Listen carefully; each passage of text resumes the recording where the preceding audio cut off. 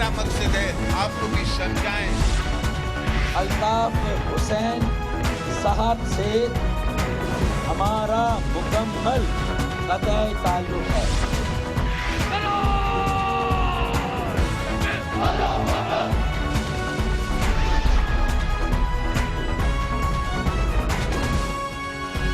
आप देख रहे हैं खबरों, तबसरों और तज्जियात पर मबनी पाकिस्तान का सबसे मोतबर न्यूज शो दुनिया, कामरान खान के साथ। अस्सलाम वालेकुम, मैं हूं कामरान खान।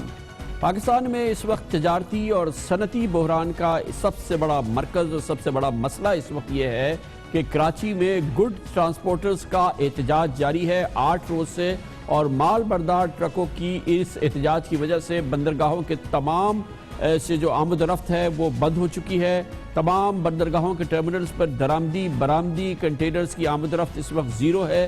दरामदी सामान ना निकलने पर और पोर्ट की वजह से पोर्ट पर जहाज़ को एंकर करने की अब गुंजाइश ख़त्म हो गई है। इसके अलावा हज़ारों कंटेनर्स का बरामदी माल फैक्ट्रीज़ और गोदामों में पड़ा हुआ है। एक्सपोर्टर्स बहुत परेशान हैं इस पूरी सूरत हाल में। इंपोर्ट का जो सामान आया हुआ है वो तमाम कंटेनर्स इस वक्त पोर्ट पे पड़े हुए हैं, वो उठाए नहीं जा सकते। दूसरे जहाज़ बाहर खड़े हैं, वो सामान उतार नहीं सकते। पूरा भरपूर एक बहरान है, जिसकी वजह यह है कि परसों से हाई कोर्ट ने बहरहाल इस हवाले से एक हुक्म जारी किया हुआ है जिसके ज़रिए कराची शहर में इन हेवी ट्रक्स की आमद रफ्त पे पाबंदी लगा दी गई थी, और उस पाबंदी की वजह से ये ट्रांसपोर्टर्स कहते हैं कि हमारे पास अल्टरनेट रूट नहीं है, और क्योंकि हमें कराची से गुजरने की इजाज़त नहीं है इसलिए हम अपना काम रोक रहे हैं। सिंध हाई कोर्ट ने परसों ट्रांसपोर्टर्स की दरख्वास्त पर मेयर कराची की सरबराही में तमाम स्टेक होल्डर्स पर मुश्तमिल एक कमेटी बनाई और ऑयल टैंकर टर्मिनल्स को फौरी तौर पर जुल्फ़िकाराबाद मुंतकिल करने का हुक्म दिया। कराची शहर से इस मामले को ख़त्म करने का हुक्म दिया। मामला ज़रूर बहुत अहम है कराची के शहरियों के लिए, लेकिन इसने एक तिजारती और इस वक्त सनती बहरान पैदा कर दिया है कराची से आमद रफ्त के हवाले से। और फिर एक्सपोर्टर्स बहुत बुरी तरह से परेशान हैं क्योंकि उनके ऑर्डर्स हैं और उन्हें सामान बाहर भेजना है। इंपोर्ट्स के भी बहुत ही कलीदी मसाइल हैं। इस पर हम बात करते हैं और इसके लिए हमें ज्वाइन किया है जनाब नूर खान न्याजी ने, जो कि सदर हैं all Pakistan goods carrier association के। बहुत बहुत शुक्रिया न्याजी साहब। फरमाइएगा कि क्या इस वक्त स्टेटस है आप लोगों का, आप जो अल्टरनेट वेज हैं या जो दूसरे तरीके हैं उसको तो इस्तेमाल कर सकते हैं, मगर आप लग ही रहा है कि आपने पूरे कारोबार को मुंजमद करने का फैसला किया है। बिस्मिल्लाहिर्रहमानिर्रहीम। नहीं, ऐसी कोई बात नहीं है। अब मौजूदा अदालत ने हमारे शहर कराची में 24 घंटे हमारी हेवी ट्रैफिक को बंद कर दिया कि आप नहीं आ सकते। हम तो उसके एहतराम में बिल्कुल अपनी जो हेवी ट्रैफिक है वो खड़ी कर दी है, इसलिए कि जो रास्ता हमें दिया जा रहा है वो 4 किलोमीटर की बजाय 204 किलोमीटर है, और जो नादरन बाईपास है वो इतनी हेवी ट्रैफिक लोड ही नहीं कर सकता, वो 1 वे ट्रैफिक है। हम अपना कारोबार कैसे बंद कर सकते हैं? हम तो हाई कोर्ट के आर्डर के पाबंद है, हमने अपनी गाड़ियां खड़ी कर दी हैं, हमें शहर में एक्सेस नहीं दिया जा रहा है, और मौजूदा अदालत ने हम पे पाबंदी लगा दी है कि आपकी कोई गाड़ी 24 घंटे शहर में नहीं जा सकती। अच्छा जैसा ये बताइएगा कि सिंध हाई कोर्ट ने एक स्टेक होल्डर्स पर मुश्तमिल एक कमेटी बनाई, मेयर कराची को उसका सरबरा बनाया, और ये अब अपनी सिफारिशात बनाएगी कोर्ट में जमा करने के लिए। इस सिलसिले में क्या डेवलपमेंट्स हुई हैं? सर, हमने और मेयर साहब ने TROs जो मिल के बनाए हैं वो हमारी सिफारिशात थी और कुछ मेयर साहब की थी, लेकिन वो अभी तक कोर्ट में पेश नहीं हुए हैं कि आज पेश करने थे, लेकिन चूँकि आज वकीलों की स्ट्राइक थी इस वजह से वो पेश नहीं हो सके। अगर वो सिफारिशात हमारी मान ली जाती हैं तो पूरे कराची के लिए बहुत ही अच्छा हो जाएगा, और आइंदा के लिए, क्योंकि वो TR जो है वो शॉर्ट टर्म भी है और लॉन्ग टर्म भी है। बहुत बहुत शुक्रिया जनाब नूर खान न्याजी, सदर all Pakistan goods carrier association हमारे साथ है। बहुत सीरियस मामला है ये, देखते हैं कि अदालतें इसका क्या हल निकालती है। कमर्शियल ब्रेक और उसके बाद जिक्र करते हैं लाहौर के लिए एक बड़ा दिलचस्प हुक्मनामा है। हुकूमत पंजाब के मुतल्लिका महकमे ने लाहौर में तमाम रेस्टोरेंट्स को, अवामी खाने पीने की जगहों को हुक्म दिया है कि वो अपने किचन को अपने क्लाइंट्स के लिए, अपने ग्राहकों के लिए खोल दें। वो खुद जांचेंगे कि आपके यहाँ सफाई कैसी है, आपके यहाँ कैसा सामान इस्तेमाल हो रहा है। इस पर बात करते हैं कि इस दिलचस्प हुक्मनामे पे छोटे से वक्फे के बाद।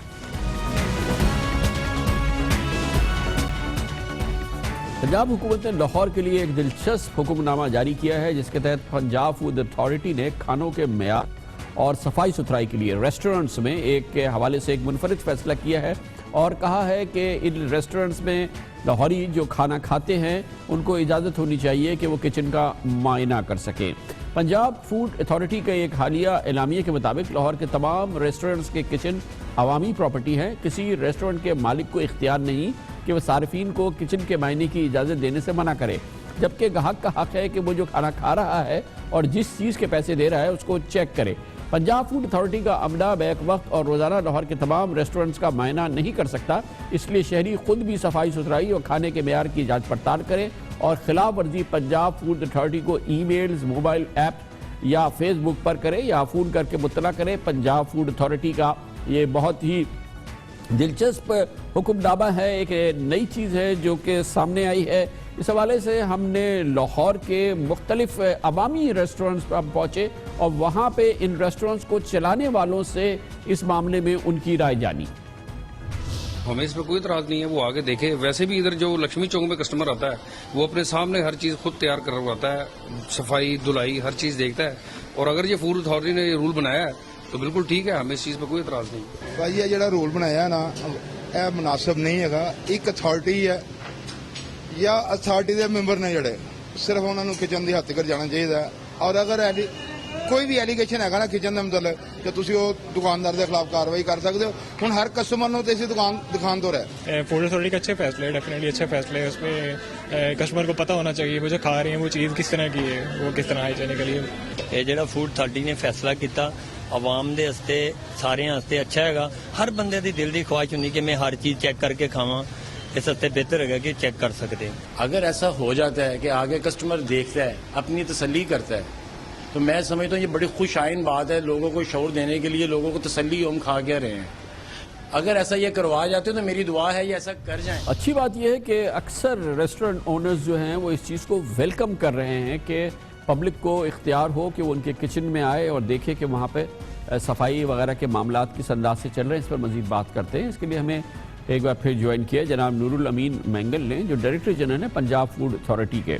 بہت بہت شکریہ مینگل صاحب۔ یہ فرمائیے گا کہ اتھارٹی تو آپ کی ہے، اتھارٹی ایک جگہ مرکز ہوتی ہے اس کی، لیکن اگر آپ جو تمام ریسٹورنٹس میں شہریوں کو کہیں کہ وہ کچن میں جائیں اور خود چیک کریں، اور اس حوالے سے ان کی اور جو ریسٹورنٹ اونرز ہیں یا آپریٹرز ہیں ان کے درمیان کوئی کانفلکٹ ہو سکتا ہے، آپ نہیں سمجھتے کہ یہ اتھارٹی اور یہ تمام جو ہے اس کی مرکزیت آپ کے پاس ہے، یہ آپ کی ذمہ داری ہے، آپ اپنی ذمہ داری ہر شہری کو تفویض کیسے کر سکتے ہیں؟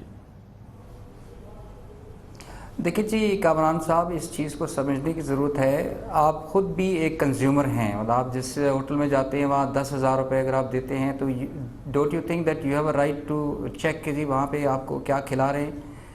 یہ بات نہیں ہے کہ پنجاب فوڈ اتھارٹی وہاں ان کو چیک نہیں کر رہی ہے۔ اگر ہم اپنا واٹس ایپ گروپ آپ کو دکھائیں تو ایک دن میں 5,000 کے قریب تصویریں ہم ڈاؤن لوڈ ہوتی ہیں ہمارے جو کہ انسپیکشنز ہیں جو کہ مختلف ایک کر رہی ہیں۔ ایوریج 15,000 کے قریب جو ہے وہ انسپیکشنز ہیں جو کہ ایک مہینے میں ہم 5 شہروں میں پرفارم کر رہے ہیں۔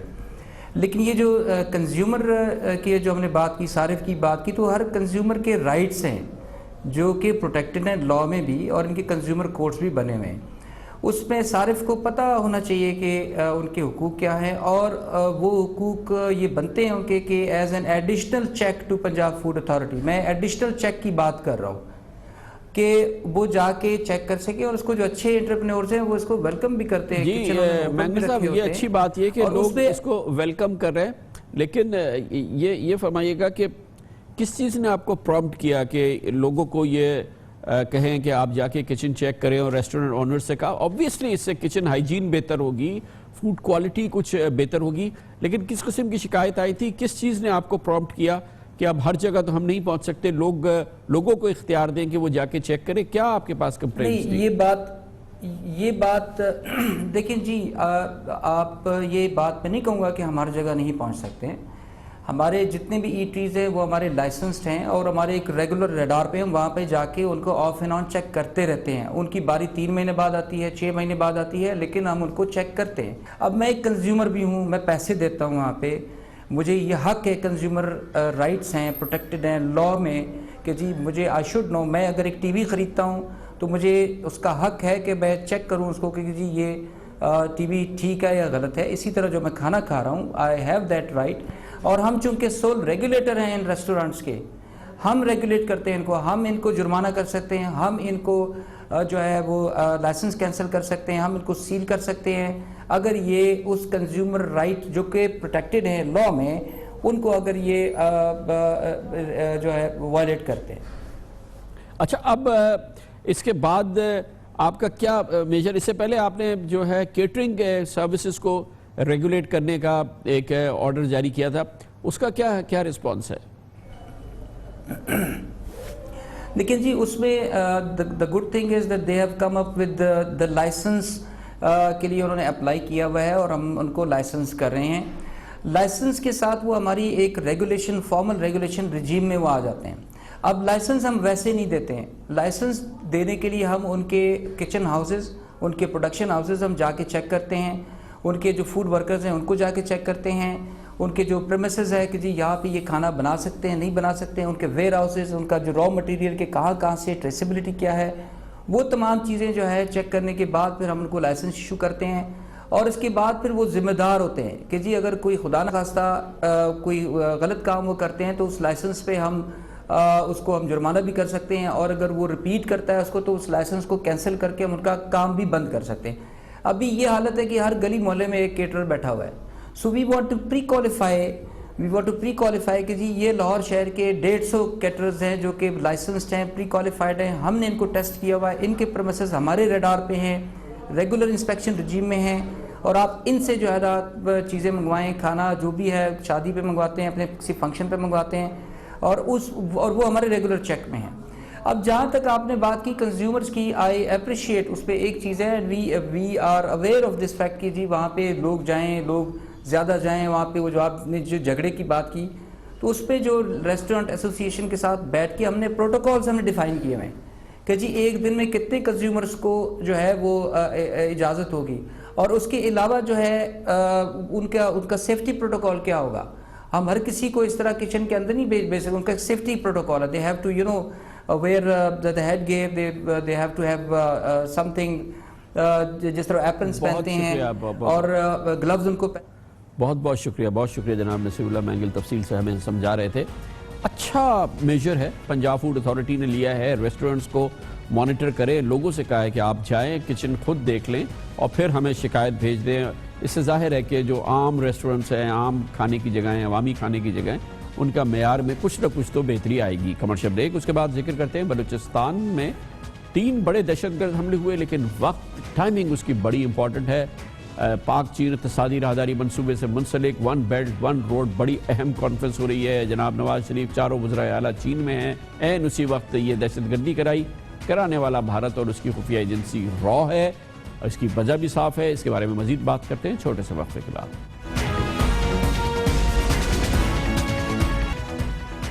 پوری دنیا میں بھارت واحد ملک ہے جو پاکستان اور چین کے تاریخی منصوبے سی پیک کی کھل کے دشمنی کر رہا ہے، اور یہ کچھ ڈھکی چھپی بات نہیں ہے.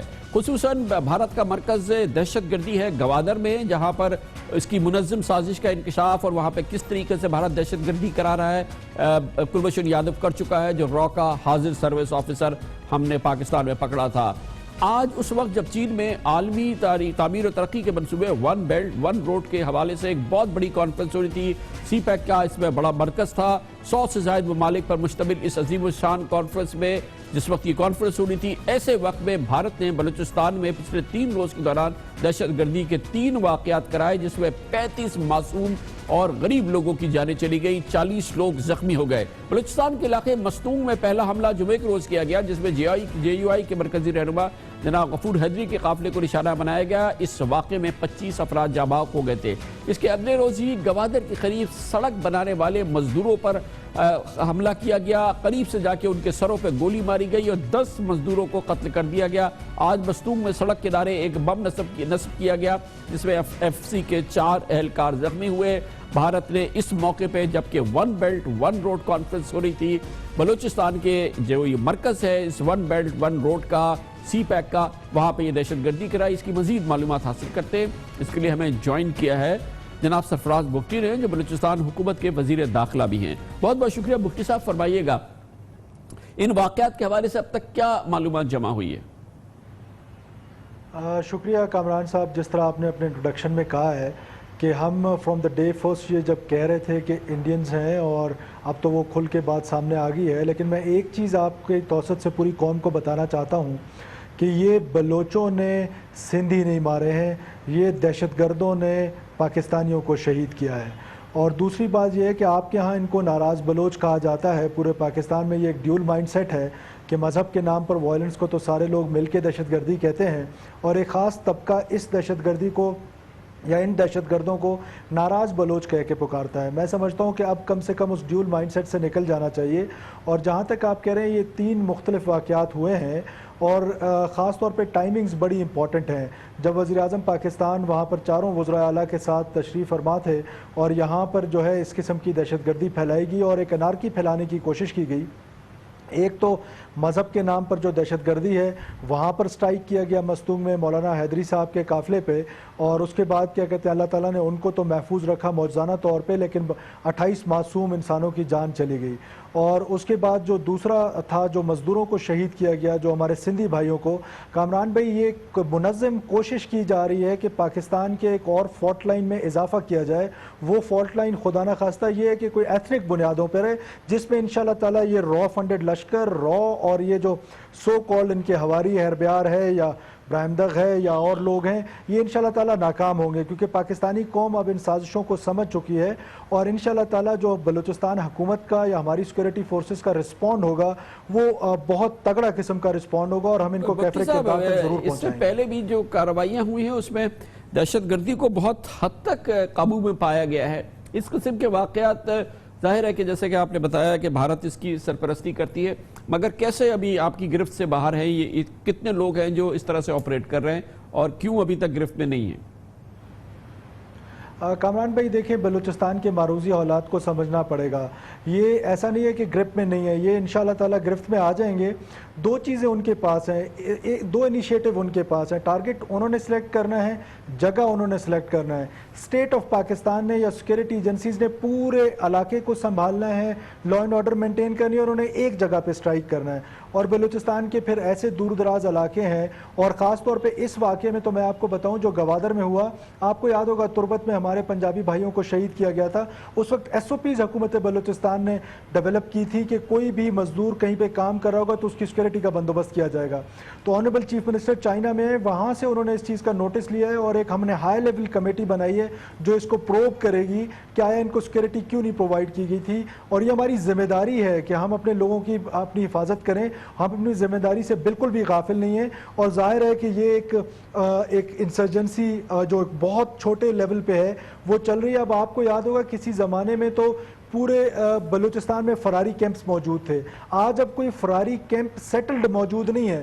اب جو ہے وہ 2 کے ٹولے میں ہیں، 3 کے ٹولے میں ہیں، ٹارگٹ ان کو افغانستان میں سلیکٹ کیا دیا جاتا ہے، پیسے وہاں دیے جاتے ہیں، ٹریننگ وہاں دی جاتی ہے، اسلحہ امونیشن وہاں دیا جاتا ہے، وہاں پر اسٹیٹ پیٹرنیج میں، انڈین پیٹرنیج میں اور افغان حکومت کی پیٹرنیج میں وہ وہاں پر بیٹھ کے یہاں پر معصوم لوگوں کے قتل و غارت کر رہے ہیں۔ تو ظاہر ہے مشکل حالات ہیں، اور بلوچستان کی اپنی فیسلٹیز ہیں۔ آپ کو پتہ ہے ہم اے ایریاز اور بی ایریاز کی ڈویژن میں پھنسے ہوئے ہیں، آپ کو پتہ ہے کہ ہم 43% آف پاکستان ہے اور بہت دور دراز علاقے، آبادی بڑی تھوڑی ہے۔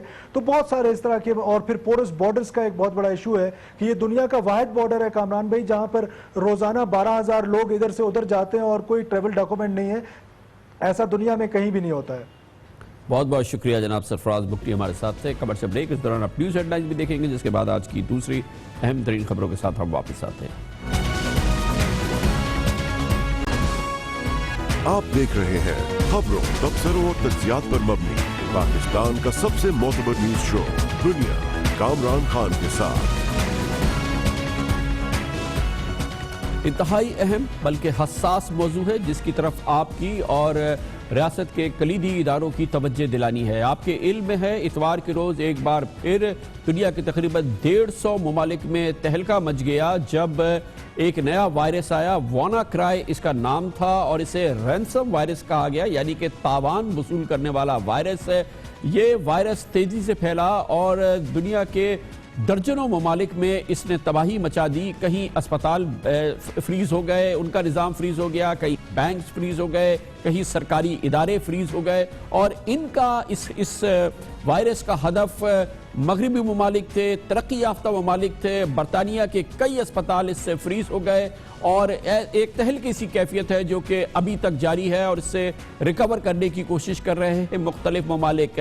تابڑ توڑ حملوں کی اطلاعات آتی رہتی ہیں، اس قسم کے وائرس اٹیک، ہیکرز جو یہ اٹیک کرتے ہیں، اس میں سب سے کلیدی اور اہمیت کی بات یہ ہے کہ ابھی تو یہ کام کر رہے ہیں چند نوجوان جو مل کے یہ حرکتیں کرتے ہیں مگر بڑی بڑی ریاستوں کو گھٹنوں پہ بٹھا دیتے ہیں۔ امریکہ میں ایسا ہو چکا ہے، گزشتہ سال امریکہ کے کلیدی جاسوسی کے ادارے NSA اور CIA کے ساتھ ایسا ہو چکا ہے۔ اس کے علاوہ دنیا کے کئی، خاص طور پہ امریکہ، برطانیہ، جرمنی، فرانس میں اس قسم کے درجنوں واقعات ہو چکے ہیں جس میں یہ ہیکرز گھستے ہیں، پورے نظام کو پیرالائز کر دیتے ہیں اور اس طرح سے یہ ایک بہت بڑا تھریٹ ہے جو کہ سامنے نظر آ رہا ہے۔ جدید دور ہے، جاننے کی ضرورت یہ ہے کہ جدید انداز میں جنگیں لڑی جائیں گی اور لڑی جا رہی ہیں۔ ابھی تو یہ معاملہ ہے چند نوجوانوں کا، لیکن ہمیں علم ہے اور ہمیں ضرور پتہ ہونا چاہیے کہ اب ریاستیں اس قسم کی کیپیسٹی حاصل کر رہی ہے جس سے کہ اب کنونشنل جنگ، ٹینکوں کی جنگ کی ضرورت نہیں ہے بلکہ جوہری جنگ کی ضرورت نہیں ہے۔ اب اس قسم کی جنگ کی ضرورت ہے جس میں نہ توپ چلے گی، نہ گولہ چلے گا، نہ جوہری ہتھیار چلے گا، مگر دوسرے ملک کا نظام ڈھیر ہو جائے گا۔ ایک اور طریقے کی جنگ ہے جس کا پاکستان مقابلہ کر رہا ہے، اس میں بھی نہ توپ چلی ہے، نہ کوئی حملے ہوئے ہیں، لیکن پاکستان میں پچھلے 12 سال سے یہ جنگ جاری ہے جس میں ہمارے دسیوں ہزاروں لا انفورسمنٹ ایجنسیز کے لوگ شہید ہو چکے ہیں، پاکستان کو شدید نقصان ہو چکا ہے، پاکستان کے دسیوں ہزاروں معصوم شہریوں کی جانیں جا چکی ہیں اور ہر طرح کا نقصان ہو چکا ہے، مگر جنگ تو کوئی نہیں ہوئی۔ اس وقت بھی یہ جو تازہ بادل اس وقت چھائے ہوئے ہیں پوری دنیا میں، یہ ایک نئی جنگ کی بات ہے۔ یہ انٹرنیٹ کے اس دور کی جدید جنگ ہے جس میں آپ کے نظام کو معطل کر دیا جائے گا، آپ کے نظام کو فریز کر دیا جائے گا جب آپ کے کمپیوٹرز نہیں چلیں گے، جب آپ کے سسٹمز نہیں چلیں گے اور تمام جو آپ کی قوتیں ہیں، چاہے وہ دفاعی قوتیں ہیں، چاہے وہ معاشی قوتیں ہیں، بینکنگ کی قوتیں ہیں، اگر وہ پیرالائز ہو جائیں گی تو ملک بھی خدا نخواستہ پیرالائز ہو جائے گا۔ ہمارے اطلاعات کے مطابق پاکستان میں فی الحال ان حملوں کے حوالے سے اور ان حملوں سے نمٹنے کے حوالے سے کوئی حکمت عملی نہیں ہے۔ یہ پاکستان کے لیے ایک نیشنل سیکیورٹی تھریٹ ہے جس پر فوری طور پہ توجہ دینے کی ضرورت ہے، اور وانا کرائی نے جو کہ جس وائرس نے پوری دنیا کو ہلایا اتوار کے روز، یہ ہمیں اس بات کی اطلاع دے رہا ہے، ہمیں ویک اپ کال دے رہا ہے، گو کہ یہ ویک اپ کال تو مائکروسافٹ نے دی ہے پوری دنیا کو کہ اس رینسم وائرس نے پوری دنیا کو جگایا ہے کہ وہ اٹھ کھڑی ہو اور ان ہیکرز کا مقابلہ کرے۔ ہیکرز ہیں چند نوجوان، لیکن جب ریاستیں اور وہ ریاستیں جو ہماری دشمن ہیں وہ اس قسم کی کیپیسٹی ہم پہ استعمال کریں گی تو اس کے لیے ہمیں تیاری کرنے کی ضرورت ہے۔ ہم کتنے اس حوالے سے تیار ہیں اس خطرناک ترین تھریٹ کا مقابلہ کرنے کے لیے، آج ہم اس پہ بات کریں گے اور اس کے لیے ہم نے دعوت دی ہے پاکستان میں IT امور کے ایک مستند ایکسپرٹ ہیں، MIT سے انہوں نے PhD کیا ہے IT امور سے، اور اس وقت پنجاب کے IT بورڈ کو ہیڈ کر رہے ہیں ڈاکٹر عمر سیف۔ بہت بہت شکریہ ڈاکٹر صاحب۔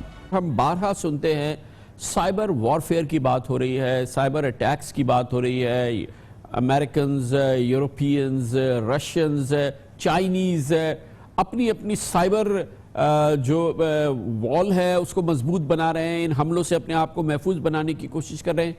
پاکستان اس سچ کتنا تھریٹنڈ ہے اور ہماری کیا کیپیبلٹیز ہیں اس قسم کے کسی حملے سے نمٹنے کی؟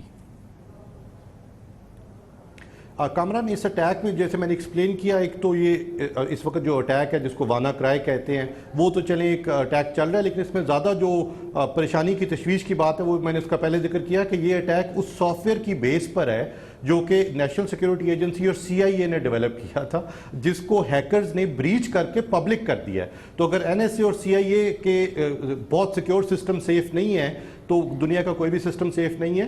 اب میں آپ کی توسط سے ویورز کو یہ بتانا چاہتا ہوں کہ اس کا بہت بڑی مینیفیسٹیشن اس طرح سے تھی کہ جو ایران کا نیوکلیئر پروگرام تھا اس کو 2 سال پیچھے دھکیل دیا تھا اس طرح کے اٹیک نے، جس کا نام سٹکس نیسٹ تھا۔ لیکن ڈاکٹر صاحب میں جاننا چاہ رہا ہوں کہ ہم کتنے ایکسپوزڈ ہیں، کتنے تھریٹنڈ ہیں، وہ تو خیر ہم ہوں گے ظاہر ہے، لیکن ہماری کیپیبلٹیز کتنی ہیں؟ پاکستان کی کتنی کیپیبلٹیز ہیں ہمارے متعلقہ اداروں کی کہ اس قسم کے حملہ جب ہو جائے تو ہم اس کا مقابلہ کر سکیں اور اپنے سسٹم کو بچا سکیں، یا اٹیک ہو جائے تو اس کے بعد کوئکلی ریسٹور کر سکیں؟ سر انفارچونیٹلی میری یہ رائے ہے کہ ہماری کیپیبلٹی کم ہے، ہم ایکسپوزڈ ہیں، ونریبل ہیں. نیکسٹ وارفیئر ساری سائبر وارفیئر ہے. پاکستان میں کوئی بھی ایک ادارہ اس طرح سے سیٹ اپ نہیں کیا گیا جس کی ذمہ داری یہ ہو کہ ہمارے جو ڈیجیٹل ایسٹس ہیں ان کو سیکیور کیا جا سکے. As I explaining, digital assets میں وہ کمپیوٹرز، وہ سینٹریفیوگز، وہ کنٹرولرز بھی شامل ہیں جن سے ہمارے نیوکلیر پروگرام چلتے ہیں، وہ کمپیوٹرز، وہ کنٹرولرز بھی شامل ہیں جن سے ہمارے میزائل پروگرام چلتے ہیں. تو یہ ونریبلٹی ڈینجرس بھی ہے اور ہماری جو کیپیبلٹی ہے اس طرح سے نہیں ہے جس طرح ہونی چاہیے. جیسے میں نے عرض کیا کہ اگر CIA اور NSA کے بہت سیکیور سرورز ہیک ہو سکتے ہیں، اس سے یہ سافٹ ویئر نکل کے ایکچولی اس سے دنیا میں اس سافٹ ویئر سے اٹیک کیا گیا، تو بہت سارے کمپیوٹرز، بہت سارے سروس ہیک ہو سکتے ہیں. ہمارا بینکنگ کا نظام ڈیلیبریٹ کیا جا سکتا ہے، ہمارے بہت سارے نظام میں سرویلنس کے نظام ہیں، ہمارے کمیونیکیشن کا نظام ہے، ہمارے اسٹریٹجک ایسٹس ہیں. I think as a country ہمیں اب ایک بالکل ڈفرنٹ لیول پہ اس کو اپروچ کرنے کی ضرورت ہے. ایک ادارہ سیٹ اپ کرنے کی ضرورت ہے NSA کی طرح کا، نیشنل سیکیورٹی ایجنسی کی طرح کا، جس میں یہ کیپیبلٹی ہو. ہمارے جیسے ملکوں نے، خاص طور پہ پاکستان کا معاملہ بہت ہی زیادہ حساس ہے، سنگین ہے. ایک تو ہم جوہری قوت ہیں، دوسرے ہمیں بہت ہی بے پناہ خطرات کا، بین الاقوامی خطرات کا سامنا ہے. کیا تجویز ہے آپ کے نزدیک کہ ہم تیاری کریں، اور تیاری کرنے کے لیے کیا کیا اقدامات کرنے ہوں گے؟ ظاہر ہے کہ آپ، ہمارے پاکستان میں جو ایکسپرٹس موجود ہیں ان میں بہت ہی آپ لیڈنگ شخصیت ہے. کیا آپ کی ایڈوائس ہے، کتنا کوئکلی اور کیا کرنے کی ہمیں ضرورت ہے کہ اس وارفیئر کی، اس حملے کی ہم روک کریں؟ کامران، جیسے ایک سٹیج پہ پاکستان نے اپنے اسٹریٹجک ایسٹس ڈیولپ کیے، اپنی جوہری کو ڈیولپ کی آج سے کوئی 30-40 سال قبل، اور اس کو بڑا سیریس لے کے اسٹریٹجک لیول کے اوپر یہ کیپیبلٹی ڈیولپ کی گئی جو دنیا میں ایڈوانس کیپیبلٹیز میں سے ایک کیپیبلٹی ہے. اور پھر ڈیلیوری سسٹمز ڈیولپ کیے میزائل کے. اسی طرح میری رائے ہے کہ اس وقت ہے پاکستان کے پاس کہ اس کو اسٹریٹجکلی آرگنائزیشن ایک بلڈ کی جائے جس کا کام سائبر وارفیئر کی پروٹیکشن بھی ہو، اور اگر ضرورت پڑے تو اوفینسو اس کی کیپیبلٹی بھی ہو. ہمارے پاس اس وقت یہ پاکٹس میں کیپیبلٹی ہے، کچھ ملٹری اسٹیبلشمنٹ میں ہے، کچھ FIA میں ہے سائبر کرائم کے حوالے سے، کچھ کیپیبلٹی ہم نے پنجاب میں ایکوائر کی ہے. بٹ آئی تھنک ابھی ہمیں ایک ادارہ بنا کے نیشنل سیکیورٹی ایجنسی کے طرز پہ، جیسے امریکہ میں آج سے 40 سال قبل، 50 سال قبل بنایا گیا تھا، جس کا پرپس جو ہے وہ یہ ہو کہ پاکستان کے ڈیجیٹل ایسٹس کو سیکیور کیا جائے اور ضرورت پڑنے پہ ایز ڈیفینس بھی استعمال کیا جائے. یہ کیپیبلٹی میں ڈیولپ کرنے کی ضرورت ہے، ادروائز ہم ونریبل بھی ہیں اور انسیکیور بھی ہیں جی انٹرنیٹ کی اس نئی وارفیئر کے آگے. کیونکہ اب جوہری وارفیئر یا کیمیکل وارفیئر یا جو کنونشنل وارفیئر ہے وہ تو اس کا ذکر ہی ہے، لیکن اب تو یہ جدید طریقے وارفیئر کے آ گئے ہیں جس میں جنگ کیے بغیر آپ دوسرے ملک کو پسپا کرتے ہیں. پاکستان اور دنیا کے کئی ممالک اس قسم کی وارفیئر کا شکار ہے جس میں کوئی جنگ نہیں ہو رہی فوجوں کے درمیان، مگر ملک جو ہے وہ اس سے متاثر ہو رہا ہے اور جنگ سے زیادہ نقصان ہو رہا ہے. پاکستان میں آپ دیکھیں ہمارے شہری، ہمارے لا انفورسمنٹ ایجنسیز کے لوگ، ہم نے 25-30-40 ہزار لوگ جو ہیں ان کی جانیں جا چکی ہے، ملک کو نقصان ہو چکا ہے. براہ راست تو جنگ نہیں ہوئی. جی بالکل درست بات ہے. I think you're absolutely right. اور اب ہمیں اس کے لیے آپ نے جیسے کہا ادارے کی ترتیب، ہمارے پاس ماڈلز ہیں، دنیا کے ممالک اس میں کس طریقے سے تیاری کر رہے ہیں، بھارت میں کیا ہو رہا ہے اس حوالے سے، کیا ہمارے پاس ہے ماڈل جس کو کہ ہم فالو کر سکتے ہیں، پرسو کر سکتے ہیں؟ جی جو سب سے اچھا ماڈل ہے وہ امریکہ کی جو نیشنل سیکیورٹی ایجنسی ہے NSA کہتے ہیں اس کو، اس کا ماڈل ہے. اور NSA اتنی پاورفل اور اتنی ریسورسفل ہے جتنی CIA ہے، اور اس کا پرپز یہ ہے کہ امریکہ کے جو ڈیجیٹل ایسٹس ہیں ان کو سیکیور کیا جائے. ان کا پرپز یہ ہے کہ وہ ڈیجیٹل سرویلنس کر سکیں. ان کا پرپز یہ ہے کہ وہ کوئی digital offensive cyber attack launch کر سکیں اف نیڈ بھی. اچھا، ہمارے پاس ہمارے ملک کے پاس ہمارے کتنے، ہم آپ کے خیال میں ہمارے پاس ایک فورس موجود ہے، ہمارے پاس قوت ہے، ہماری ہیومن ریسورس ہے، ایکسپرٹیز ہے، اتنے اسکلڈ لوگ ہیں جو اس فوج کا حصہ بن سکیں جس نے سائبر حملوں کا مقابلہ کرنا ہے، اور اس کے لیے ہماری وہ سائبر فوج بنے. ہمارے پاس ہے اس کی कम से कम इंसानी सलाहियतें हैं हमारे पास? जी, जो एक्सपर्ट्स हैं वो तो अनफॉर्चुनेटली गिनती के हैं पाकिस्तान में, जो इन मामलात को वाकई डीपली समझते हैं प्राइवेट सेक्टर में या पब्लिक सेक्टर में, लेकिन लोगों को ट्रेन किया जा सकता है। मेरी ये राय है कि जो हमारे पास 10, 12, 15 लोग एग्जिस्ट करते हैं जिनको जो हम एक दूसरे को जानते हैं, वो तो अवेलेबल हैं, और उसके नीचे फिर लोगों को ट्रेन करके एक स्पेशल अदारा बनाया जा सकता है। इसी तरह जैसे पाकिस्तान ने किसी टाइम पर जोहरी कुव्वत हासिल करने के लिए एक पूरी वर्क फोर्स ट्रेन की, एक पूरा अदारा खड़ा किया गया। मुझे लगता है कि दिस इज़ हाई टाइम कि इस तरह का एक अदारा पाकिस्तान में खड़ा किया जाए जिसमें स्पेशलाइज स्किल्ड के लोग जो हैं उनको रिक्रूट किया जाए, ट्रेन किया जाए, रिटेन किया जाए, ताकि पाकिस्तान की अब ये स्ट्रेटेजिक कैपेसिटी डेवलप हो जाए। जब आप इस दौर के अंदर, चाहे आपके बैंक्स हों, चाहे आपके स्ट्रेटेजिक इदारे हों, आपके दूसरे सिस्टम्स हो, ये सब इंटरलिंक्ड होते हैं एक कहीं ना कहीं, और एक सिस्टम गिरना शुरू होता है तो फिर सारे सिस्टम गिरना शुरू हो जाते हैं, जैसे हमने दुनिया में देखा। और अभी भी हमने देखा कि ये जो लेटेस्ट वानाक्रे है, इसने अस्पतालों को लिटा दिया, बैंकों को फारिग कर दिया, पूरा दुनिया में एक हलचल मचा दी। जी बिल्कुल दुरुस्त बात है कि जैसे अगर एक डेटा सेंटर है जो कि सिक्योर है, जो हम ट्रस्ट करते हैं और बाकी उसको गवर्नमेंट के इदारे ट्रस्ट करते हैं, अगर उस डेटा सेंटर में कोई ब्रीच हो तो फिर सारा डेटा ब्रीच हो सकता है, क्योंकि वो तो एक ऐसे कंप्यूटर पे ब्रीच होगी जिसको बाकी सब कंप्यूटर्स ट्रस्ट कर रहे हैं। तो as soon as a hacker gets in a trusted computer, तो उसके थ्रू फिर वो अटैक लॉन्च करें तो वो बाकी सारे कंप्यूटर्स को एक्सेप्ट कर लेते हैं, क्योंकि वो ट्रस्टेड मशीन है। तो ये सिस्टम इस तरह इंटरलिंक्ड है कि कहीं भी वनरेबिलिटी हो तो उसको एक्सप्लॉइट करके बहुत सारा डैमेज किया जा सकता है। और पाकिस्तान के जो फाइनेंशियल इंस्टीट्यूशंस हैं, कुछ को मैं बहुत क्लोजली देखता भी हूँ, वो तो भी बहुत टेक्नोलॉजी में बहुत पीछे हैं। तो इसी तरह हमारे एयर ट्रैफिक कंट्रोल के सिस्टम्स हैं, and so on and so fourth. I can go on about this, लेकिन मेरे वेंटेज पॉइंट से I am a worried man, because जिस तरह के सोफिस्टिकेटेड टूल्स आ रहे हैं, पाकिस्तान इज़ नॉट रेडी कि हम दुनिया से साइबर वॉरफेयर के अंदर मुकाबला कर सकें। लेटेस्ट अटैक आया है, इसके असरात पाकिस्तान तक भी पहुंचे, कुछ हमें इत्तलात हैं? जी बिल्कुल, अनफॉर्चुनेटली पाकिस्तान में भी हैं और हमारे आसपास के तमाम ममालिक में जहाँ जहाँ विंडोज़ ऑपरेटिंग सिस्टम इस्तेमाल होता है, स्पेशली जहाँ जहाँ विंडोज़ XP इस्तेमाल होता है, जो कि पुराना एक वर्जन है विंडोज़ का, उसके लिए तो इसका कोई पैच भी नहीं है, उसको प्रोटेक्ट ही नहीं किया जा सकता अगेंस्ट अटैक लाइक दिस। जो NHS जो हुआ है, इससे मुतासिर नेशनल हेल्थ सर्विसेज UK की, कि उनके 16 अस्पताल बंद हो गए हैं, उसमें विंडोज़ XP चल रहा था, पुराना सॉफ्टवेयर चल रहा था, और जब अटैक हुआ है तो वो बिल्कुल डिलिमिटेड हो गए हैं। इसी तरह FedEx में भी विंडोज़ XP था, तो वो तो कंप्यूटर्स इससे प्रोटेक्ट भी नहीं हो सकते थे।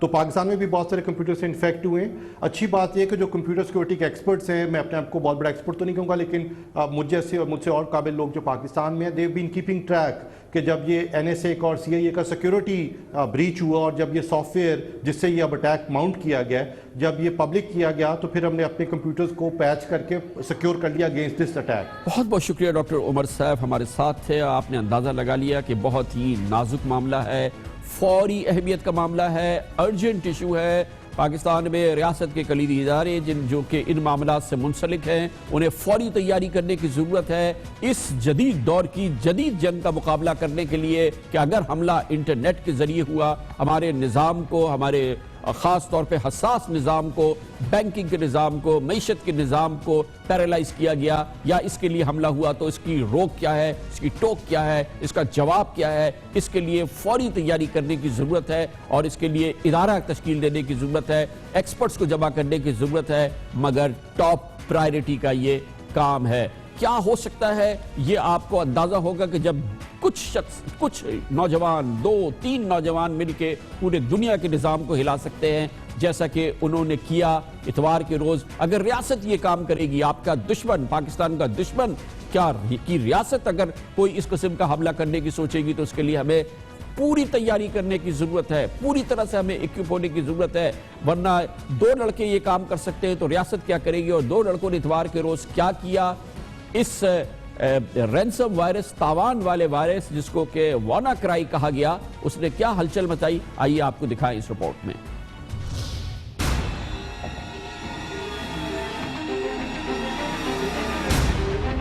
Try साइबर क्राइम की दुनिया में WannaCry नामी रैंसम वायरस के जरिए नए जुर्म का इजाफा हो गया है। हालिया दिनों होने वाले साइबर हमलों में अमेरिकी कोरियर कंपनी, रूसी बैंक, बरतानवी महकमा सेहत और यूरोपीय ऑटोमोबाइल कंपनियों के कंप्यूटर सिस्टम समेत दुनिया के 150 ममालिक के 2 लाख से ज्यादा कंप्यूटर्स को हैक कर लिया और इन कंप्यूटर्स के डेटा को दोबारा काबिल इस्तेमाल बनाने के लिए $300 यानी तकरीबन 30,000 पाकिस्तानी रुपए बिटकॉइन में देने का मुतालबा किया। बिटकॉइन एक डिजिटल करेंसी है जिसका वजूद महज इंटरनेट तक महदूद है। इसका लेन देन और इसके जरिए खरीदो फरोख्त तो की जा सकती है, लेकिन एक काबिल मुंतकिली और वर्चुअल करेंसी होने की वजह से इसके मालिकान और सारिफीन का पता लगाना इंतहाई मुश्किल होता है। एक अहम बात यह है कि WannaCry वायरस खुद बखुद किसी नेटवर्क में फैल जाने की सलाहियत रखता है और सिर्फ उन कंप्यूटर्स को अपना शिकार बनाता है जो विंडोज ऑपरेटिंग निजाम इस्तेमाल करते हैं।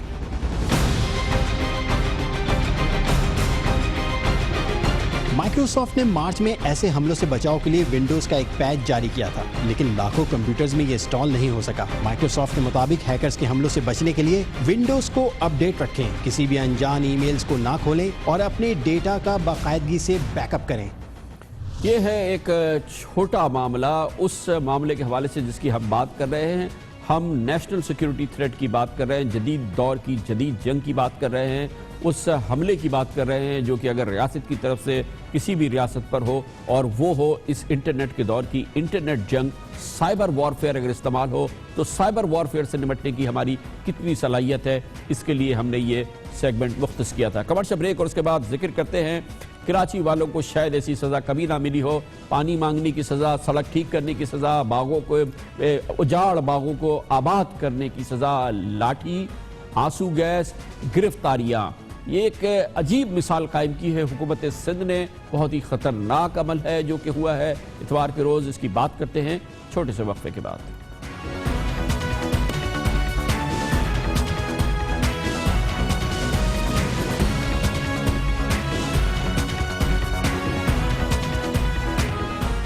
कराची वाले जिस अजाब से गुजर रहे हैं उसकी इत्तला पाकिस्तानियों की नहीं बल्कि पाकिस्तानी दुनिया में जहाँ पे भी रहते हैं उन्हें बहुत अच्छी तरह से पता है, बल्कि अब बैनुल-अक़वामी जरीदे इसे बैनुल-अक़वामी खबर के तौर पे शाया कर रहे हैं कि कराची के आधे शहर में पीने का पानी नहीं है या इंतहाई शदीद किल्लत है।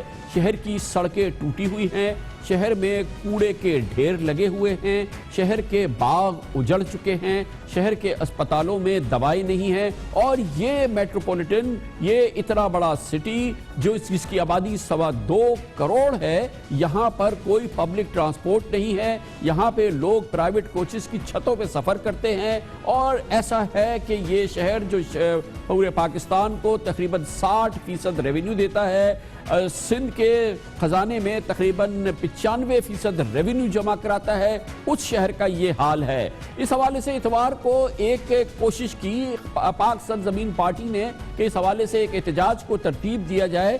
सैयद मुस्तफ़ा कमाल ने कॉल दी और इसके लिए FTC पर उन्होंने कराची वालों को जमा किया। अभी ये वॉक शुरू ही हुई थी कि एक जो रद्द-ए-अमल सामने आया वो इंतहाई गैर मुतवक्का था, इंतहाई गैर मुनासिब था, इंतहाई इस हवाले से उसने एक बहुत ही नेगेटिव मनफी मैसेज कराची वालों को दिया, क्योंकि बहरहाल कराची में पाकिस्तान पीपल्स पार्टी की अक्सरियत नहीं है, हुकूमत ज़रूर है। और इस पूरे माहौल में जो हुआ, यानी कि इन लोगों पे जो कि हर सूरत में पुरअमन थे, हर सूरत में वो एक पुरअमन एहतजाजी जमहूरी हक इस्तेमाल कर रहे थे, उन पे लाठियाँ पुलिस ने बरसा दी, उन पे आंसू गैस फेंकी जा रही थी, उन पर पानी की तोपें चलाई जा रही थी, गिरफ्तारियां की जा रही थी।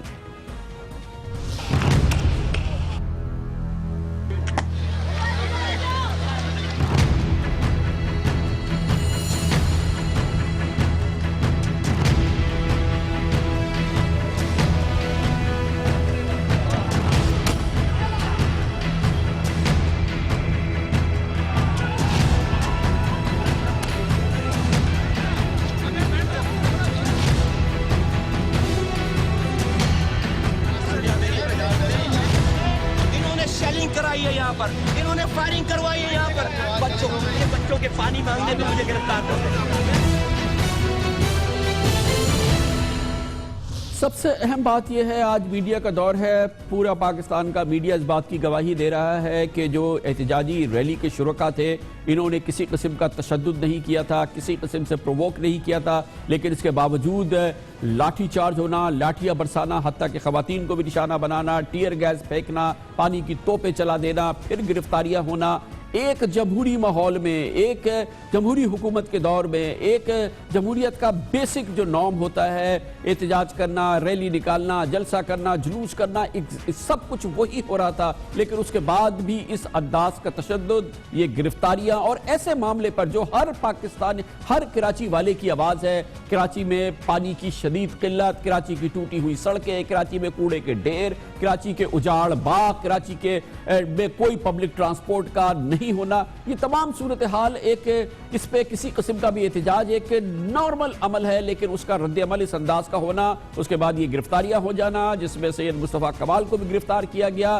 بیٹسز پریویل کیا، رات گئے، ان تمام لوگوں کی رہائی ضرور ہو گئی، لیکن اس نے ایک بہت ہی منہ کا مزہ خراب کر دیا ہے، اور یہ جو سندھ میں خاص طور پہ سیاسی ڈائنامکس ہے اس نے اس کو بری طرح سے متاثر کیا ہے، کیونکہ یہ وہ کچھ ہوا ہے جس کا کہ کوئی کسی قسم کا جواز نہیں تھا، اور جب مصطفیٰ کمال کو رات کو چھوڑا گیا کلاکوٹ کے تھانے سے تو یقینی طور پہ ایسا لگتا تھا کہ اب یہ ایک نئے مرحلے کا آغاز ہو گیا ہے، اور یہ یقینی طور پہ کسی بھی صورت میں سندھ کے امن کے لیے اور کراچی کے امن کے لیے یہ ایک جو کچھ بھی ہوا وہ اچھا نہیں ہوا۔ تم نے پانی نہیں دے رکھا ہے، اب جب لوگ پانی مانگنے جا رہے تم ان کے اوپر شیل مار رہے ہو، بے شرم ہو، بے حیا ہو، بے غیرت و کرپٹ حکمران ہو۔ زرداری صاحب کی گورنمنٹ کرپٹ گورنمنٹ ہے۔ ہم کیا ریڈ زون میں تھے؟ ہم تو ریڈ زون میں انٹر ہی نہیں ہوئے، ہم نے کوئی قانون توڑا نہیں، ہمارے پاس پرمیشن تھی۔ حکمرانوں، آپ ان معصوم اتنی بڑی تعداد میں آئے ہوئے لوگوں کو دیکھ کر آپ کی ٹانگیں کانپ گئی۔ تمہارا واسطہ ڈیل کرنے والے لوگوں سے پڑا ہے، تمہیں ڈیل کرنے کی عادتیں ہو گئی ہیں۔ مصطفیٰ کمال کے پاس ڈیل کرنے والے کی جگہ نہیں ہے۔ اپنے بچوں کے لیے بے غیرت حکمرانوں پانی مانگ رہے تھے، اپنے گھروں کے آگے سے کچرا اٹھانے کی بات کر رہے تھے۔ زرداری اینڈ کمپنی کے ہاتھ میں گروی رکھ دیا ہے سندھ کو، نہیں رکیں گے، آخری بچے کو انصاف دلائے بغیر دلوانے تک نہیں رکیں گے، نہیں ہٹیں گے ہم 16 پوائنٹ سے پیچھے۔ پھیل گیا اب یہ میسج، اب یہ احتجاج گلی گلی جائے گا۔ تو میں تنبیہ کرتا آ رہا ہوں حکمرانوں، تم نے اگر نہیں مانی بات، اس کا لیول بڑھتا جائے گا۔ آج تم نے حدیں کراس کر دی ہیں، اب اس کا اگلا مرحلہ آئے گا 48 گھنٹوں کے اندر۔ اس پورے معاملے پر حکومت سندھ سے بات کرتے ہیں، اور اس کے لیے ہمیں جوائن کر رہے ہیں جناب ناصر حسین شاہ نے، جو کہ صوبائی وزیر برائے ٹرانسپورٹ بھی ہیں۔ بہت بہت شکریہ شاہ صاحب۔ یہ فرمائیے گا کہ جمہوری حکومت ہے، پیپلز پارٹی جمہوری جماعت ہے، جمہوری عمل ہے، احتجاج کرنا، جلسہ نکالنا، جلسہ کرنا، جلوس نکالنا، اور بالکل جائز امور پہ یہ ان پر لاٹھیاں برسانا، آنسو گیس پھینکنا، پانی کی توپیں چلا دینا، ساری دنیا نے دیکھا کہ انہوں نے کچھ بھی نہیں کیا تھا، اور مگر اس انداز سے تشدد سے ان کو ڈسپرس کرنا انتہائی غیر مناسب نہیں بلکہ ٹوٹلی غیر جمہوری عمل ہے۔ یہ آپ دیکھ رہے ہیں پاکستان میں روزانہ ہڑتال، جلسے، جلوس ہوتے ہیں، کوئی اس طرح سے نہیں کرتا جو پیپلز پارٹی کی حکومت نے کیا اتوار کو۔ بسم اللہ الرحمن الرحیم، اللہم صلی علی محمد و آل محمد۔ خان صاحب، پہلے تو آپ کے توسط سے جو کل کا واقعہ ہوا جس میں خواتین، بچے یا کسی اور کو اگر کوئی تکلیف ہوئی تو اس کی معذرت بھی کرتے ہیں، لیکن میں آپ کو تھوڑا سا عرض کروں کہ یہ انہوں نے جو پرمیشن مانگی تھی اس میں ریٹن میں تھا کہ یہ FTC تک آئیں گے، اور شارع فیصل پہ ویسے بالکل پابندی ہے اس طرح کی ریلیوں اور احتجاج کی، لیکن ان کو اجازت دی گئی تھی کہ ٹھیک ہے اگر یہ پروٹیسٹ کرتے ہیں۔ پیپلز پارٹی نے ہمیشہ ایکوموڈیٹ کیا ہے، یہی وجہ تھی کہ رات کو خود جا کر ان کو چھڑوا بھی دیا تھا۔ لیکن میں ایک آپ سے ضرور ریکویسٹ کروں گا کہ کراچی کے لوگوں کو میں سلام پیش کرتا ہوں جنہوں نے ان کی کال کو مسترد کر دیا. شاہ صاحب یہ بتائیے گا کہ آپ یہ فرما رہے ہیں نااہل آدمی کو پہچانتے ہیں. اچھا شاہ صاحب آپ یہ فرما رہے ہیں کہ یہ کراچی کے 2 کروڑ لوگوں نے آپ نے کہا ان کی کال کو مسترد کر لیا. آپ کہہ رہے ہیں کہ کراچی والوں میں کوئی اس پہ اثر نہیں ہے کہ آدھے شہر میں پینے کی پانی کی کڑی قلت ہے, سڑکیں ٹوٹی ہوئی ہیں, کوڑوں کے ڈھیر لگے ہوئے ہیں, باغ اجڑ گئے ہیں, اسپتالوں میں دوا. آپ کہہ رہے ہیں کہ اس میں کراچی والوں کو نہیں ہے انٹرسٹ کہ وہ اس پہ کوئی احتجاج کریں, اور ان کو نہیں ہے ان کے دل میں درد کہ وہ نکلے باہر اپنے ان حقوق کو حاصل کرنے کے لیے. دیکھیں میں یہ نہیں کہہ رہا خان صاحب, دیکھیں آپ جو بات کہہ رہے ہیں اس میں کافی حد تک کہیں اس طرح کی صورتحال ہے, لیکن پاکستان پیپلز پارٹی نے بہت کام کیا ہے. K4 پروجیکٹ پانی کے لیے ہی ہم بنا رہے ہیں, دیگر جو پروجیکٹ ہیں ڈیولپمنٹ کے ہم ہیں, لیکن کراچی کے لوگوں نے سمجھا ہوا ہے کہ ان ساری چیزوں کا ذمہ دار کون تھا. وہ یہی بدتمیز انسان تھا. میں وہ لینگویج یوز نہیں کر سکتا جو یہ یوز کرتا ہے, کیونکہ آپ کے میڈیا کو پوری پاکستان پوری دنیا میں دیکھا جاتا ہے, لوگوں پہ برا اثر پڑتا ہے. ہم بھی اس کو اس سے زیادہ سنا سکتے ہیں کیونکہ یہ بہت ہی بدتمیز اور احمقوں کی جنت میں رہنے والا ہے. جو ملین مارچ کی بات کر رہا تھا 2-3 ہزار لوگ بھی اس کے ساتھ نہیں آئے. لیکن اس بات کی انکوائری ضرور ہو رہی ہے, کہ کل یہ کیسے ہوا, کیونکہ ابھی مذاکراتی ٹیم جو تھی ہمارے سینئر وزراء کی, وہ بیٹھ کے ابھی طے ہی کر رہے تھے کمشنر آفس میں, جو ان سے بات کر کے گئے تھے کہ آیا ان کو میٹروپول تک یا ریجنٹ پلازا تک آنے دیا جائے, کہ یہ ایک دم انہوں نے آگے بڑھنا شروع کیا اور یہ شروع ہوا. اس کی انکوائری ہم خود کروا رہے ہیں کہ ان کو ہیرو بنا دیا گیا. یہ تو کھل کے آگے تھے سامنے, ملین مارچ والے کے 2-2.5 ہزار لوگ بھی نہیں تھے.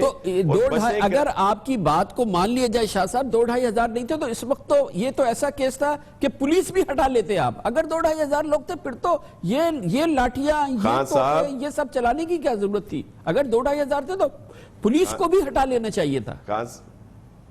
خان صاحب آپ ہمارے لیے بہت قابل عزت و احترام ہیں. آپ کی میڈیا کے کیمروں میں سب محفوظ ہے.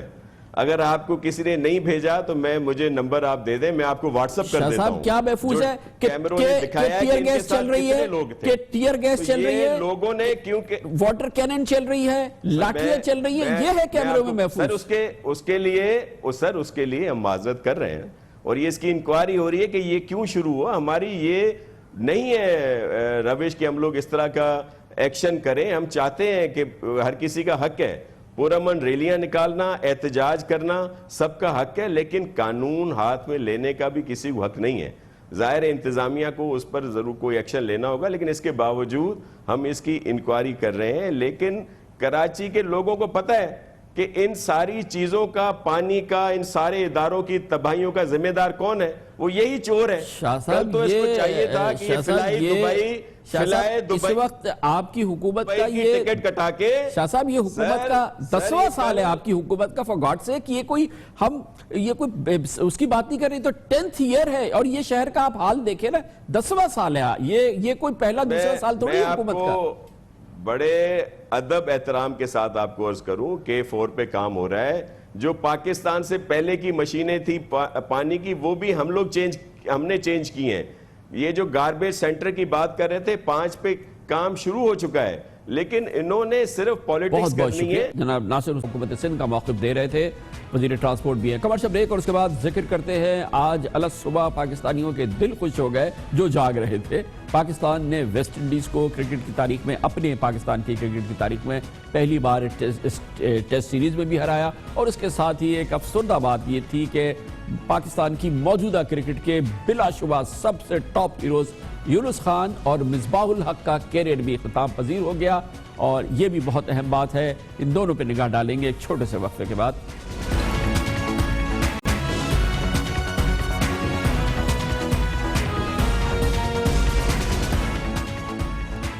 کل پاکستان ٹیسٹ کرکٹ کی تاریخ میں پہلی بار ایسا ہوا کہ پاکستان نے ویسٹ انڈیز کو اس کی سرزمین پر ٹیسٹ سیریز ہرائی, اور ہوا بھی بڑے ڈرامائی انداز میں جب ٹیسٹ میچ کا فیصلہ آخری دن کے آخری اوور سے 1 گیند پہلے ہوا. اس کے ساتھ ہی پاکستان کے بہت ہی انتہائی مائناز شرافت اور کھیل کی مہارت کے ایک آئیکن بن گئے تھے مصباح الحق, اور یونس خان کے ٹیسٹ کیریئر کا اختتام ہو گیا. کرکٹ کی دنیا میں مصباح الحق کو مسٹر کول یونس خان کو مسٹر ریزیلینٹ کے نام سے ہمیشہ پہچانا جاتا رہا ہے. دونوں کھلاڑیوں نے اپنی محنت، صلاحیت، ڈسپلن، کمٹمنٹ سے پاکستان کرکٹ میں ایسے معیار رائج کیے کہ کئی دوسرے کھلاڑیوں اور کپتانوں کو پیچھے چھوڑا دیا. اس معاملے میں ان کا کوئی ثانی نہیں. مصباح الحق کے کپتان بننے کے بعد پاکستان کرکٹ ٹیم 8ویں نمبر سے پہلے نمبر تک پہنچی. مصباح الحق پاکستان کی طرف سے سب سے زیادہ 26 میچز جیتنے والے کپتان ہیں. مصباح کے بحیثیت کپتان 4214 رنز برصغیر میں کسی بھی کپتان کے سب سے زیادہ رنز ہیں. مصباح اس حوالے سے سب سے آگے ہیں.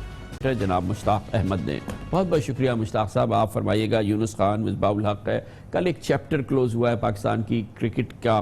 آپ ان دونوں کو کس انداز سے پہچانیں گے ان کی کرکٹنگ کیریئر کو؟ بسم اللہ الرحمن الرحیم. سب سے پہلے تو میں ان کو مبارکباد دیتا ہوں کہ جتنا شاندار کیریئر انہوں نے پاکستان کو سرو کیا، جتنا شاندار طریقے سے، جیسے آپ نے کہا ہے کہ کردار کے لحاظ سے they were a great role model for Pakistan cricket, اور انہوں نے بہت زیادہ پاکستان کو سرو کیا. ناٹ اونلی سکورنگ رنز، انہوں نے رنز کر کے یا میچ جتوا کے پاکستان کا نام روشن نہیں کیا. جب یہ باہر جاتے تھے تو یہ ان کا جو انٹریکٹ ہوتا تھا، لوگوں کے ساتھ ملنا جلنا، یہ اتنا ہمبل لوگ تھے، یہ اتنے اچھے لوگ ہیں کہ جتنے بھی ینگسٹرز ان کے ساتھ کھیلے ہیں، مجھے پتہ ہے انشاءاللہ تعالی میں ان کے ساتھ رہا ہوں، میں نے ان کی کوچنگ کی ہے، تو مجھے جو لگتا ہے کہ میں نے ان لڑکوں کو جو یونس اور مصباح کو دیکھا ہے کہ یہ کبھی بھی ایسا کبھی کام نہیں انہوں نے کوشش کی کہ جس سے پاکستان کا نام بدنام ہو یا پاکستان کے بارے میں کوئی انگلی اٹھا سکے. تو جیسے آپ نے کہا کہ یہ بڑے گریٹ رول ماڈل، اور میں مبارکباد اس لیے دینا چاہتا ہوں کہ جو ان کی فیملیز ہیں اور جن لوگوں نے ان کو سپورٹ کی ہے، یہ ایسے کردار والے لوگ تھے کہ جن کی وجہ سے جتنے بھی ہمارے ڈریسنگ میں as cricketers, purely as cricketers, Younis کو اور مصباح کو آپ کہاں پہ گریڈ کریں گے؟ دیکھیں، جیسے انضمام کو، یوسف کو اگر آپ کھیلتے ہوئے دیکھیں تو آپ کو لگتا ہے کہ they were very stylish player. Misbah اور یونس سٹائلش نہیں تھے، مگر ان کی سب سے بڑی کرکٹنگ جو سکل تھی، میں نے ان کو بڑی دفعہ گرتے ہوئے دیکھا، میں نے ان کو ہر تقریباً دوسری سیریز میں گرتے ہوئے دیکھا. لوگ یہ کہتے تھے، ایون کچھ لوگ ہمارے ارد گرد کے جو ان کے ساتھ ہوتے تھے یہ کہتے تھے maybe this is a last series for Younis and Misbah.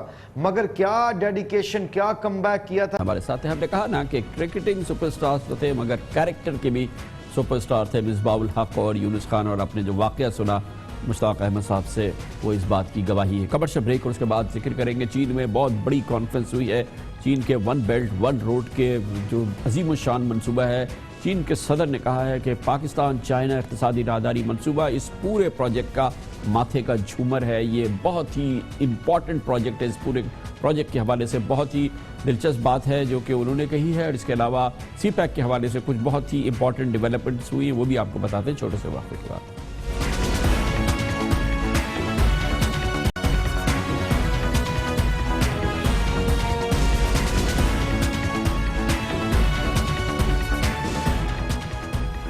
چین میں آج ہی ختم ہوئی ہے one belt one road conference, اور یہ اہم کانفرنس تھی جس میں 100 ممالک شریف تھے، روس بھی تھے.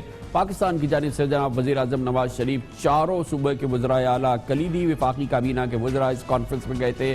اس حوالے سے ایک اہم پیش رفت یہ ہوئی ہے کہ چین کے صدر نے کل ون بیلٹ ون روڈ کا کانفرنس کی افتتاحی تقریب سے خطاب کرتے ہوئے شی جن پنگ نے بہت ہی زبردست بات کی ہے اور بہت زور دے کے بات کی ہے کہ ہمارا ون بیلٹ ون روڈ منصوبہ جو تقریباً $800 ارب کا ہے، اس میں چین پاکستان اقتصادی راہداری منصوبہ ایک فلیگ شپ پروجیکٹ ہے، یعنی کہ ماتھے کا جھومر ہے چین پاکستان اقتصادی راہداری منصوبہ، اور اس کو مرکزی حیثیت حاصل ہے ون بیلٹ ون روڈ منصوبے میں. سی پیک کے ماسٹر پلان کے مطابق اس منصوبے میں صرف توانائی کے پروجیکٹس ہی شامل نہیں ہیں. یہ بات اب سامنے آئی ہے. آج اخبار ڈان نے اس حوالے سے ایک بڑی خبر شائع کی ہے. ڈان نے دعویٰ کیا ہے کہ انہیں وہ ایک دستاویز ملی ہے جس میں اس منصوبے کے وہ خد و خال جو اس سے پہلے کبھی سامنے نہیں آئے وہ اس نے بیان کیے ہیں، لیکن ڈان کی سٹوری کو ڈسپیوٹ کیا گیا ہے. لیکن آج کہا گیا کہ سی پیک میں زراعت، فارمنگ اور سرویلنس سمیت درجنوں شعبے کی ترقی کے لیے منصوبے شروع کیے جائیں گے۔ زراعت کے شعبے میں جدید ترین فارمنگ ہوگی، بیماریوں سے پاک بیجوں کی تیاری ہوگی، سبزیوں کے اور پھلوں کی جدید پروسیسنگ اور زرعی مصنوعات کی مارکیٹنگ ہوگی۔ ملک کو 3 صنعتی زون میں بانٹا جائے گا۔ بلوچستان، خیبر پختونخوا میں معدنیات، پنجاب میں ٹیکسٹائل، الیکٹرانک، جبکہ سندھ میں پیٹروکیمیکل انجینئرنگ کی صنعتیں لگائی جائیں گی۔ براڈ بینڈ انٹرنیٹ سے پاکستان چین کے دنیا بھر میں رابطے ہوں گے۔ سرحدوں کی الیکٹرانک نگرانی ہوگی اور تمام بڑے شہروں کو سیف سٹی کی سطح پر کی طرز پر 24 گھنٹے میں اس کا ایک سرویلنس سسٹم بنے گا۔ سیاحت کے لیے کوسٹل ٹورزم کو فروغ دیا جائے گا اور چین اس حوالے سے کئی اور اقدامات کرے گا۔ یہ آج اخبار ڈان میں بات کہی گئی ہے، لیکن اسے ڈسپیوٹ کیا ہے۔ کہا یہ گیا ہے کہ یہ دستاویز درست نہیں ہے، یہ خبر پوری طرح سے درست نہیں ہے۔ اس حوالے سے پاکستان کے وزیر برائے پلاننگ اینڈ ڈیولپمنٹ اور سی پیک کے جو کلیدی وزیر ہیں وفاقی کابینہ میں جناب احسن اقبال نے اب سے تھوڑی دیر قبل بیجنگ سے ہمیں یہ پیغام ریکارڈ کرایا اس خبر کے حوالے سے۔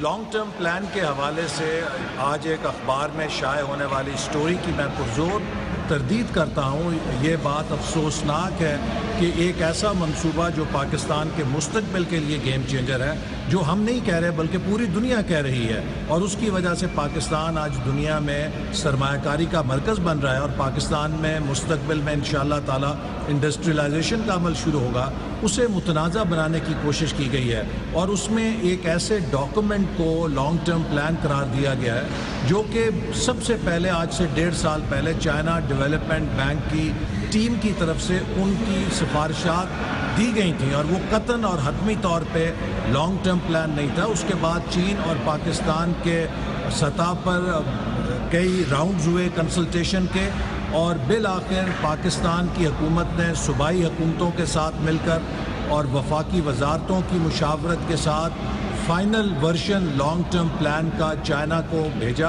منظوری کے لیے، جس پر ان کے ساتھ بات چیت ہوئی اور اصولی اتفاق ہو گیا، اور انشاءاللہ امید ہے کہ اسی ماہ کے آخر تک اس پر دستخط ہو جائیں گے۔ لہٰذا یہ جو مدرجات دیے گئے ہیں یہ انکمپلیٹ ہیں اور ایسے ڈاکومنٹس کے اوپر مبنی ہے کہ جو کبھی بھی لانگ ٹرم پلان کے طور پہ تصور نہیں کیے گئے، اور اس میں سے من پسند اقتباسات لے کر چائنا پاکستان اکنامک کوریڈور کے حوالے سے خوف پیدا کرنے کی کوشش کی گئی ہے۔ یہ رد عمل ہے جناب احسن اقبال نے بیجنگ سے ہمیں خاص طور پر ریکارڈ کروا کے بھیجا ہے۔